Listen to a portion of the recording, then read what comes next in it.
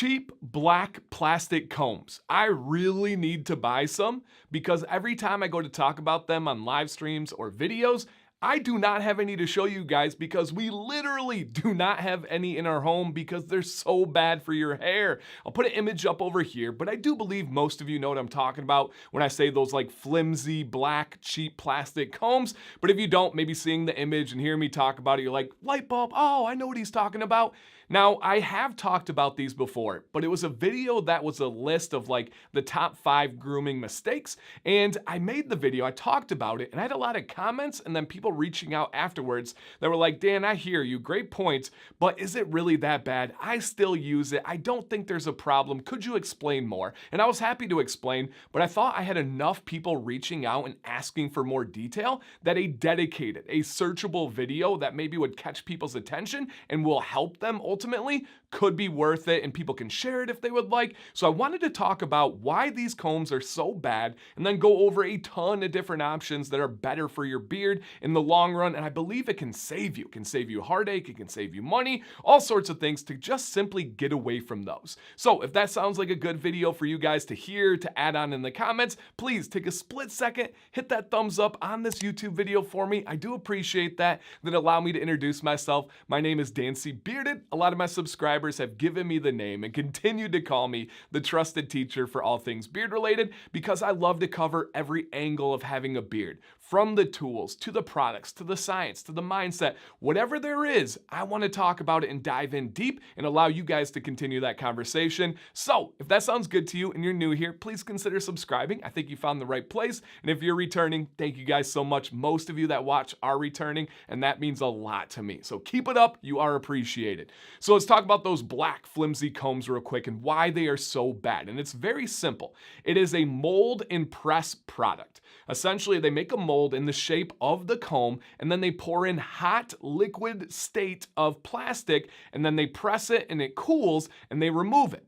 Now the problem, right? That sounds great. That sounds good. No problems there. The real problem is it's never perfect. The pour never goes exactly where it needs to. It always goes over the edge a little bit. They always have a little bit extra. And when you have that extra going off on the edge, it presses it down and it essentially makes these little tiny, sometimes not so tiny, little razors, whether the shape of a triangle or an oval, but in between the teeth, you start to see these little buildups that will actually cut your hair. If you're combing through, especially if your hair is long enough to get to the base of that comb, it is going to either cut it right off in half and then create breakage, or it's going to split the hair right down the middle and cause really big problems by having split ends. All of these are terrible for your beard. Every one of those combs, if you looked at it, even if you get a microscope, you don't have to go that far. Most of us can do it just with the naked eye. You'll see the little buildup in between the teeth. And even if that isn't it, even if you're like, but Dan, I got a really short beard, it doesn't matter because I don't get to the back, the ends of the teeth actually have little press lines too, where you can see a crease. Sometimes you'll see little bits of plastic that are kind of just sticking off of it. That's really bad for your hair. And especially if you're taking that comb down to your skin and you're trying to exfoliate or spread out product, you're cutting and damaging your skin, the hair follicle, and the pore below that. You guys, it really is not worth it. Well, what if I get a sandpaper in there? Well, at that point, is it better to just go buy a quality $5, $6, $7, $8 comb, 10, 12, whatever it may be? At that point, it's like, it's probably just better to go with those options. So that's why it's a problem. It's not that it's flimsy. It's not that it's cheap. I mean, that's likely a chain of, of reactions, but it's also not that it's plastic. Plastic's not inherently bad for your beard or for hair. It's just the production, mass production, and how it's made. So there are a bunch of great options, and most of you have probably tried these options. If you could, leave a comment down below. What is your go-to type of comb for your beard? The first one that I want to explain is something that is close to those combs, but much better. And that would be a cellulose acetate plastic comb. Now, when I first think of these kinds of combs, my brain immediately goes to Kent combs. They kind of are the standard. They introduced me to these combs, but today we see them everywhere. You see Beard Brand, Live Bearded, Educated Beards, all sorts of companies have their own dedicated cellulose acetate combs. Now, these are plastic, not greatly different plastic than the ones you see on those cheap combs. It is better, it is a higher quality, but the main difference is especially if you check like the Kent Comb website, is they will claim something along the lines of hand polished. Essentially, you go in and you can look at these teeth here, and if you look at the base of the comb, you do not see any jagged edges. You do not see anything sticking out that's going to cut the hair or damage your skin. They are very, very finely polished, whether that's by hand, whether that's by a machine, it gets the job done well. So you cannot really go wrong with Kent combs or any ones that are like this. Usually they're gonna be a little bit higher quality. You can bend them, but they're not gonna be as flimsy as the other combs. Those cheap plastic combs, you can usually like bend and touch it end to end. That's how like thin they are and not good quality. My only gripe with these kind of combs or any type of quality plastic comb is it can introduce static into your beard. I live in Michigan. We have very dry winters. If I were to use a plastic comb, I'm gonna get static. And I know all the tricks. Add water, touch metal. I've done it all, you guys. Plastic does give you a better chance to introduce that static, but it's gonna last you forever. I have a Kent comb that's like 10 years old by now. The labeling where the name has come off is the only thing that you notice any wear and tear on. Good option there. Another pretty basic option, but most of you have done it, and it is 100% better than those cheap plastic combs, would be wood combs. Now, we see them made in every single style. This was just a one-off. It's not something we sell or anything like that.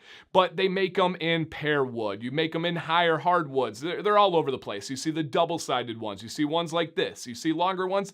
Wood is going to be a better option, especially if it can be sanded or has a nice little finish on it. That's going to be great. It's also anti-static. I don't really use wood combs today because the only reason is I found carbon fiber combs. Now, this is from Chicago Combs. Spoiler, when you guys go read the comments of what everyone's favorite comb is, a majority of them likely are going to be some version of a carbon fiber comb, likely by Chicago Combs. Never been paid by them. I'm not an affiliate. This is not an endorsement. This is not an ad. They don't know I'm making this video. You guys know, fill in the rest, right? Nothing money involved here.